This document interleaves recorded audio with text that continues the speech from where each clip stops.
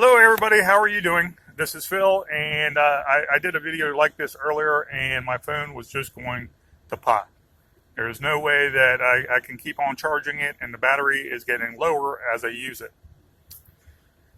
So, in a nutshell, I was very concerned about November 4th. And then when November 4th passed in the evening, and InfoWars and everybody else was saying, oh yeah, well, they didn't show up.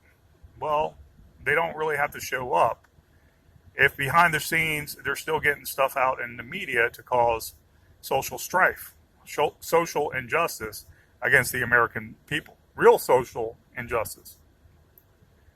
And so I said, not so fast yet. And sure enough, the shooting happened yesterday about 11 o'clock when most churches are starting. And I heard something about it throughout the day, and I was running my errands, and I knew it was a church shooting, but I didn't hear much about it until I got back and I looked on Google. And I see a guy's face sitting there staring at me.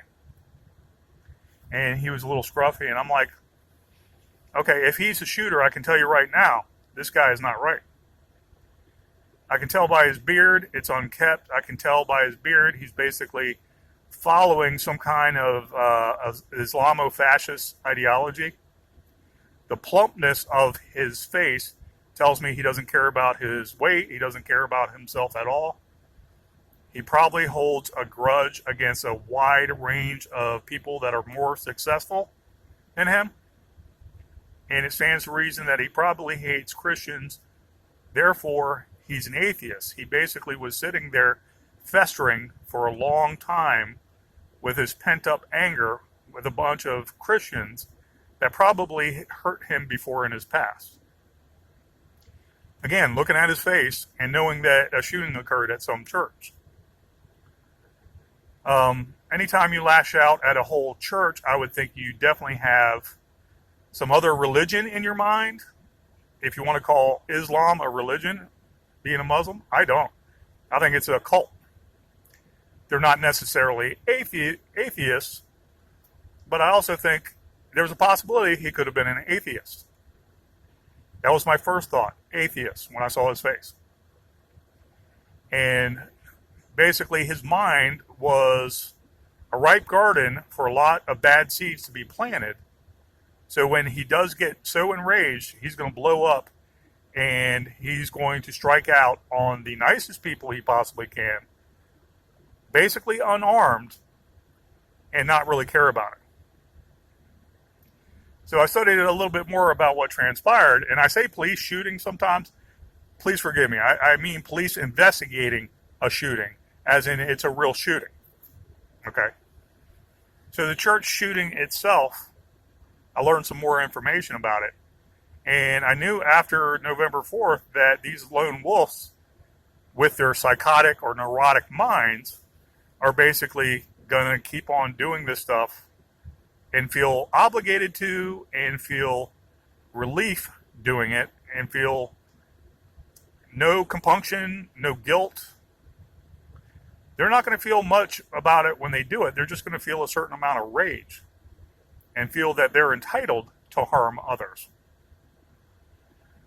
So I investigated more about, on InfoWars and through Google, and they're not saying his ideology, they're just saying a white male through Google, most of the news sources.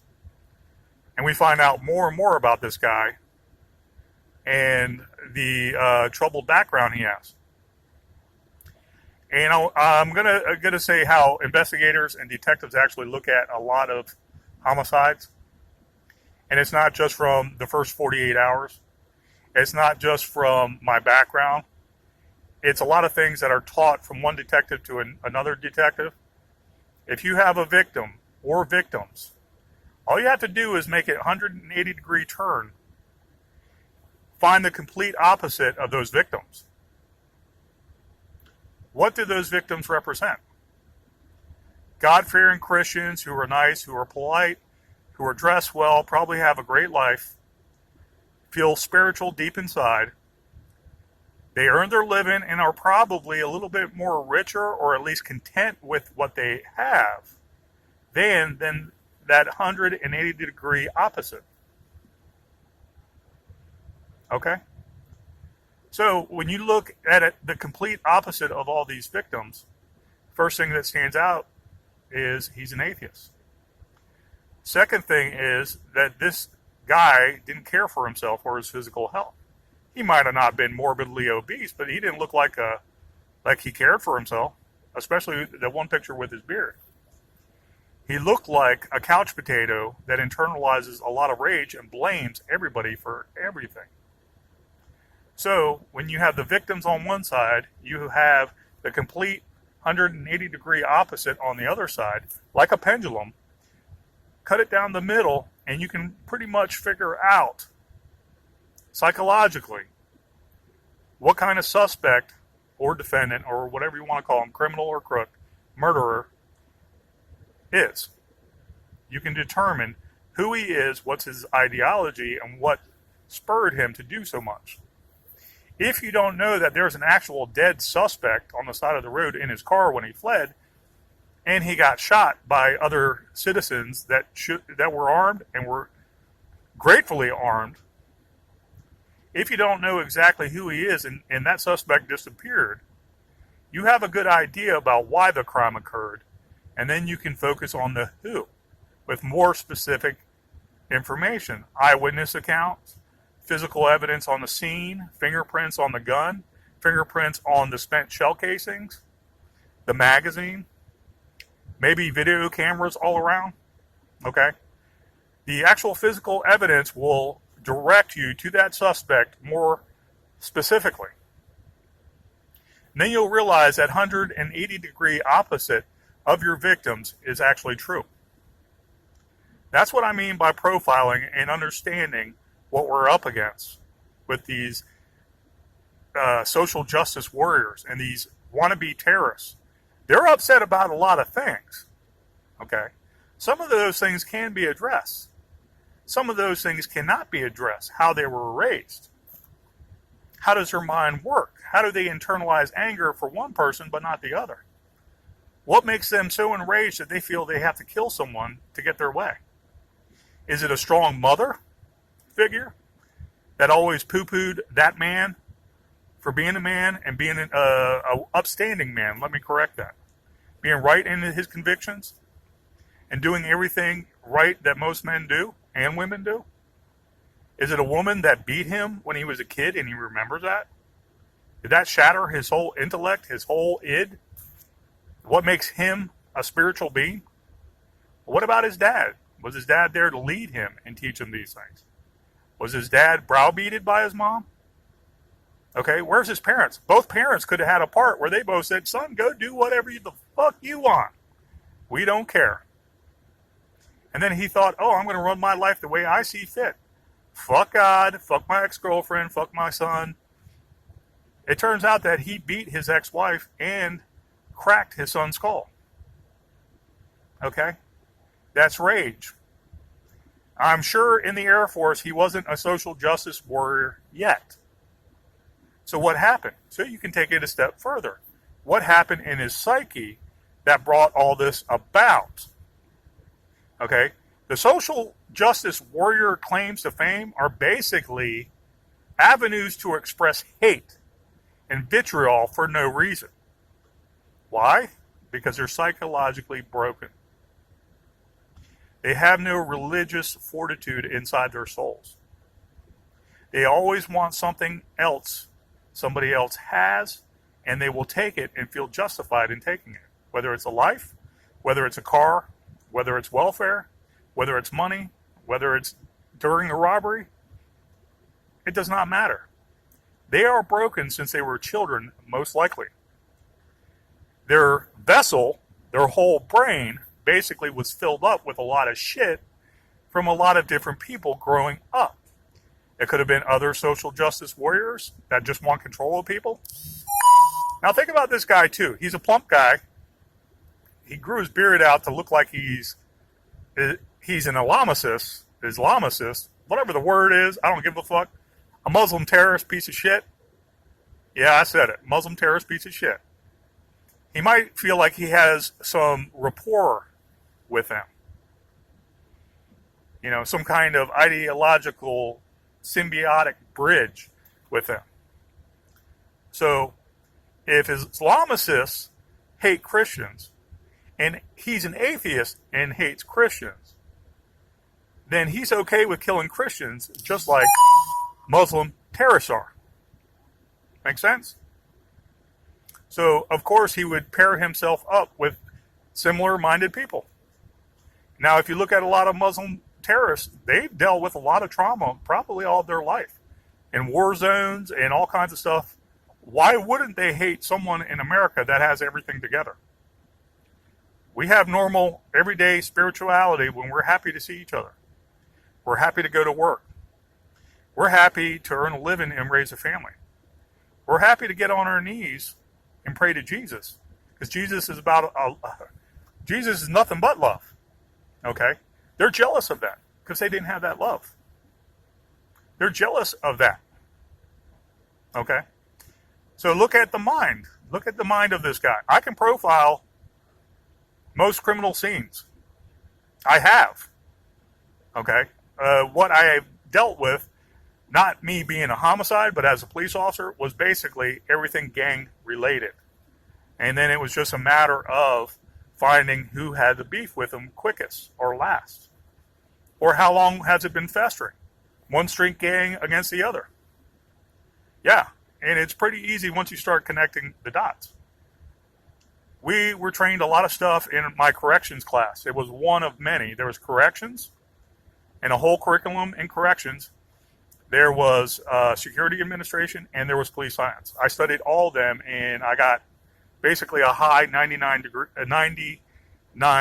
average. Excuse me. And I loved it all, but corrections taught us how to look at things differently. The corrections professor was pretty good. He did a couple tasks in the classroom.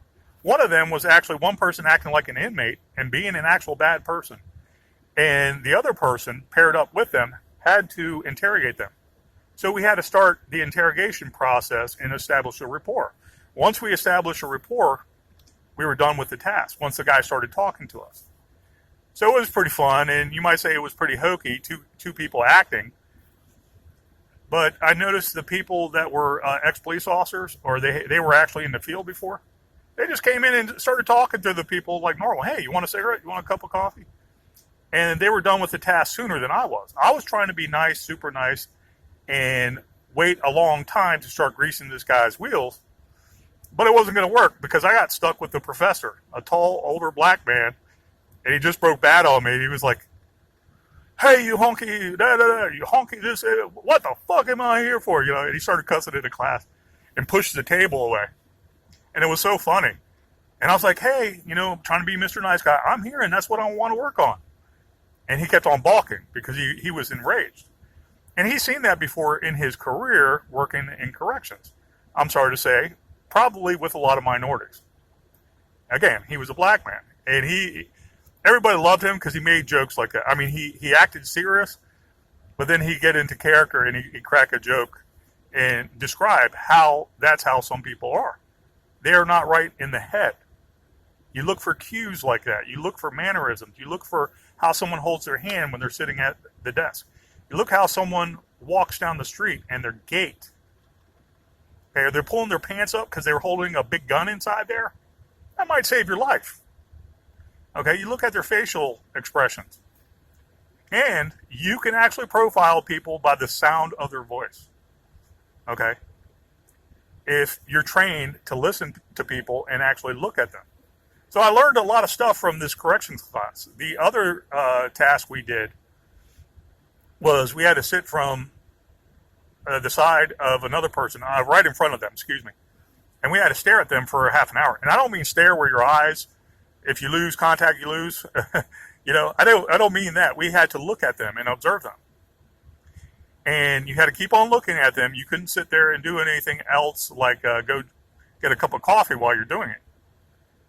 And you had to just sit there and observe. And then an hour and a half after that, you could write an exam. Okay, this was a half an hour. The last hour and a half, you basically were going to write an essay about what you described and what you thought that person was going through. Okay? You doing this begin to learn how people lie, and you begin to actually hear the sound of their voice and their mannerisms that basically tip you off. It's a lie from the get-go. There is a big story here, and something is not going to make sense. We also did interview processes, by the way, by like interviewing actual eyewitnesses. So we got to know what are the specific questions we need answered right away. And then when people are in a traumatic situation, we try to talk them through the conversations. Okay? So we can write down directly what they saw and know what we're looking for. That's basically how it's done. These professors that I went to school with, they did it for they did the hard work. The 60s, the 70s, 80s, and 90s. They were a bunch of great guys. I love that. So anyways, enough of me bloviating. Guys, you got to protect your communities. You got to protect yourself first. Arm up, procreate often. I joke about it, but it's true. Arm up, protect your family, protect your household, protect your community, protect your state, and protect your United States. If everybody is armed in the United States, everybody would be so much more polite. Okay? We'd be ready to take care of these situations that are all planned to kill us. Why do they want to why do they want to kill us? Plan on killing us? Because of the Bible. Our morality and knowing we're moral people and just people comes from that Bible and Jesus' philosophies. Okay, his teachings. What's the next thing? The Constitution. Do you know in America that predominantly only Christians believe in that Constitution? Okay, Christians are the only ones that believe in that Constitution. Why is that? Everybody else that has their own agenda, they turn a blind eye to it. They know that's an obstacle. So, who's a big target? Okay, we Christians with a big C on our chest. Take care of yourself, guys. Be aware where you go in public. Okay? Keep your head on the swivel. If you see a group of people down the road and you make a note of that, keep that note in your mind. That group of people might come and actually try to rob you 15 minutes later when you're enjoying a Slurpee. Okay? Think of common things like that. Have your keys ready. Okay? Don't start your car with an electronic car starter, okay, and you got a long distance before you get there. Okay? They're going to beat the hell out of you, take the keys, and jump in your car. Have your keys ready. Get in your car as soon as possible. Start it. Keep an eye on the rear view mirror. Everybody behind you, back seat included. And then leave a dark area as soon as possible. And be safe about it. But when you're on the streets or you're in a big mall or you're in a store, keep your head on a swivel. Remember where you came from. Remember how many people were there. Always keep your eyes moving. You see a bunch of people up ahead and they're just standing in line. Okay, not a problem. You see someone acting a little suspicious, reaching for his waistband. A lot of people that do crimes get really nervous before they actually pull the gun. Be safe out there, guys. I'm enjoying the last part of my days off right now. And enjoy the week, guys. Let's count our blessings. But let's also save the family, too. Praise Jesus. Take care.